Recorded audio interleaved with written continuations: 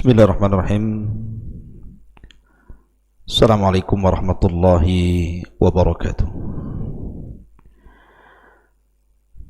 Alhamdulillah. Alhamdulillahilladzi hamdan katsiran tayyiban mubarakan fih kama yuhibbu rabbuna wa yarda. Asyhadu an la ilaha illallah wahdahu rabbi la syarika lah wa asyhadu anna Muhammadan abduhu wa rasuluhu alladzi la nabiyya ba'dah. Wa qala Allah azza wa jalla ya ayyuhalladzina amanu taqullaha haqqa tuqatih wa la tamutunna illa wa antum muslimun. Ma'asyiral muslimin yang dimuliakan Allah Subhanahu wa taala, alhamdulillah di malam hari ini kembali kita bisa duduk untuk bertalabul ilmi dari Masjid Pesantren Tahfidz Al-Quran dan Bahasa Arab, Masjid Jabal Uhud Al-Islami, Tiban, Kampung Tiban, Kepulauan Riau. Kemudian salawat dan salam kita haturkan kepada Rasul kita yang mulia alaihi salatu wassalam. Allahumma salli ala Muhammad wa ala alihi wa sahbihi wa man sara ala nahjihi ila yaumiddin. Pembahasan di malam hari ini kita akan membahas tentang siapa manusia yang akan dipanggil pertama untuk dihisab pada hari kiamat. Ma'asyiral muslimin yang dimuliakan Allah Subhanahu wa taala, kita tahu bahwa hikmah hisab itu dhuhuru fadailil muttaqin wa manakibihim. Dengan adanya hisab maka tampak keistimewaan orang-orang yang bertakwa. Fayazdadu syukrahu lillah, maka mereka semakin bertambah rasa syukurnya kepada Allah Subhanahu wa ta'ala, karena selama mereka beramal di dunia ternyata tidak sia-sia. Kemudian yang kedua, bayanu adlillahil mutlaq, ada keterangan keadilan Allah Subhanahu wa ta'ala secara mutlak, di mana Allah Subhanahu wa ta'ala berfirman, innallaha la yadlimu mithqala dzarratin wa in taku hasanatun yudha'ifuha wa yu'ti min ladunka ajran 'azima.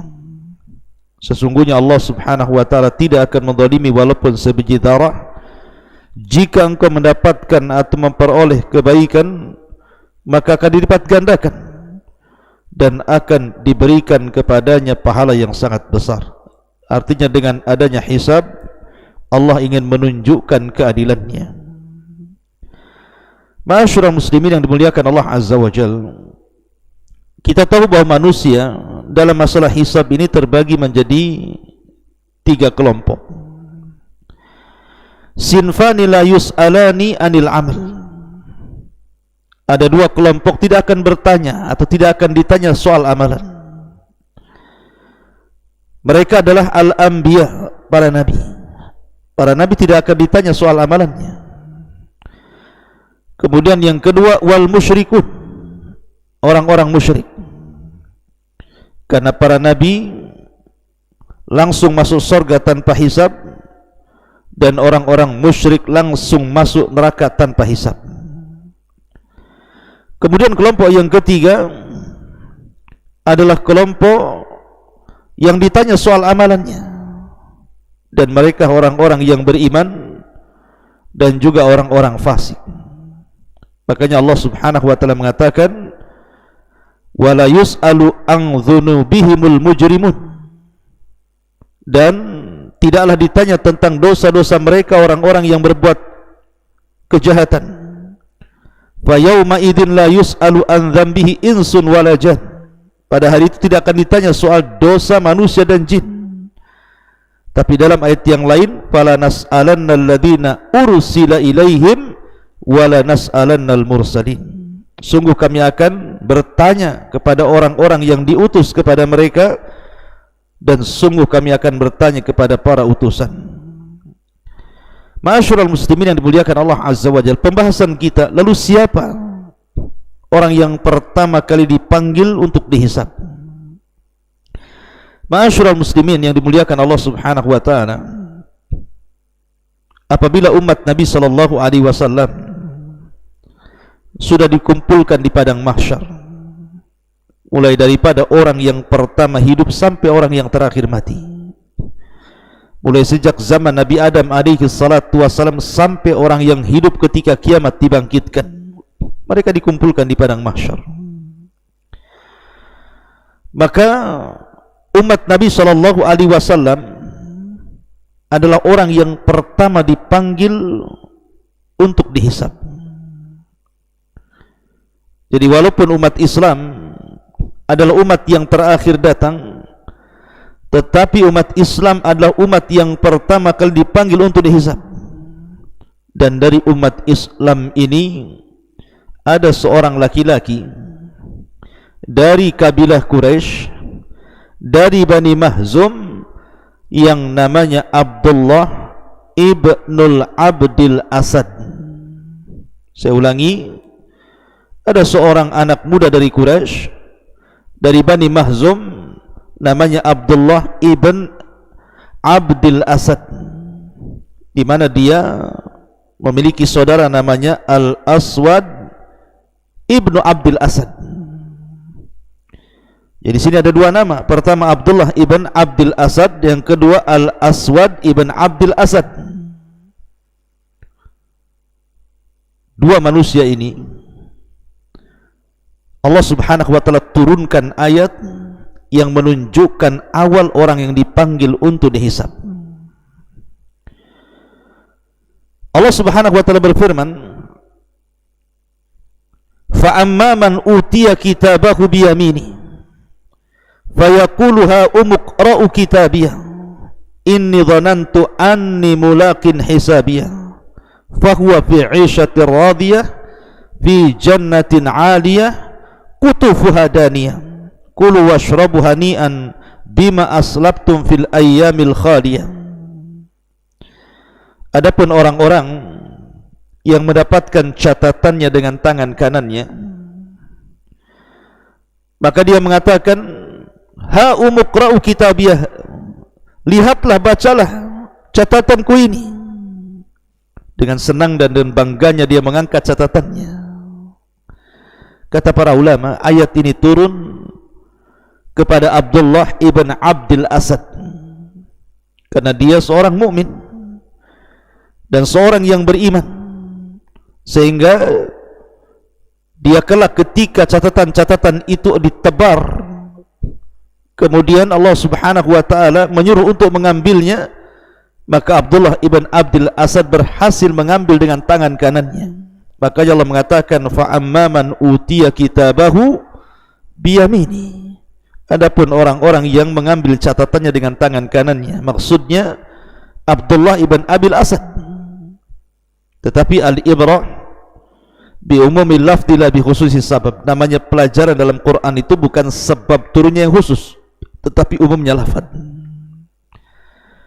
Adapun kemudian ayat selanjutnya, wa amman utiya kitabahu bishimali. Adapun orang-orang yang akan mengambil catatannya dengan tangan kirinya, ayat ini turun kepada saudaranya Abdullah ibn Abdil Asad yang namanya Al-Aswad ibn Abdil Asad, karena dia kafir. Jadi dua bersaudara, yang satu mukmin Abdullah ibn Abdil Asad, yang satunya kafir Al-Aswad ibn Abdil Asad. Yang satu mengambil catatan dengan tangan kanannya, yang satu mengambil catatan dengan tangan kirinya. Dan kata para ulama, orang yang pertama kali dipanggil untuk dihisab adalah dua manusia ini. Adapun hisab yang baik kepada Abdullah ibn Abdil Asad, adapun hisab yang buruk kepada Al-Aswad ibn Abdil Asad. Ma'asyiral muslimin yang dimuliakan Allah Subhanahu wa taala. Kemudian riwayat yang lain tentang orang yang pertama kali dipanggil pada hari kiamat untuk dihisab adalah sebuah hadis Nabi SAW bersabda, inna awwala munadin min indillah, sesungguhnya orang yang pertama kali memanggil di sisi Allah Subhanahu wa taala, yaqul, akan berkata, ainal ladzina ajrakum 'ala Allah, di mana orang-orang yang pahalanya disimpan di hadapan Allah.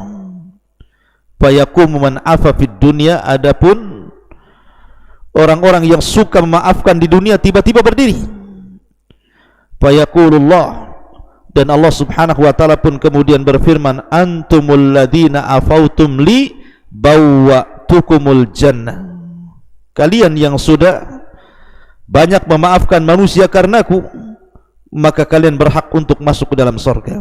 Dalam riwayat, thawabukumul jannah, pahala kalian adalah surga.